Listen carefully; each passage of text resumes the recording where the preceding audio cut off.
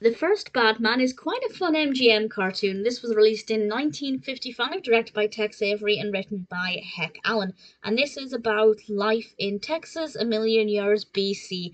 And basically, we get to see a bunch of cavemen all wearing identical leopard skin outfits, all dragging the women by their hair. It's definitely not I think even as a product of a million years ago, I don't think it's something that we would see today being animated. But nevertheless, it definitely is quite interesting. It's very well animated, it's got a lot of humour in it. And then comes along the bad man. And we see this bad character doing all kinds of bad things that I won't go into too much detail about because I don't want to spoil it completely. But we see him causing a lot of problems for a lot of people, and it leads them to building the first jail. And I just thought it was a really fun concept and really interesting. And I think, I mean, it begs the question: did that ever happen? Obviously, people in tribes or colonies would live in harmony, but at some point, somebody must have been the first person to steal something that didn't belong to them.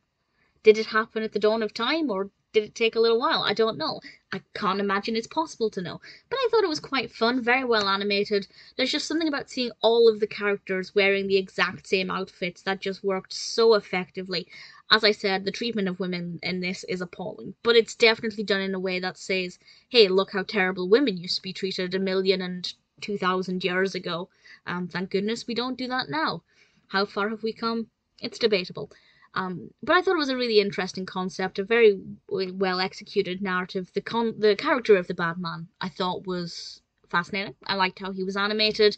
He looked a little bit more unkempt and a little bit more rough around the edges than a lot of the other characters. He had some pretty great facial expressions as well.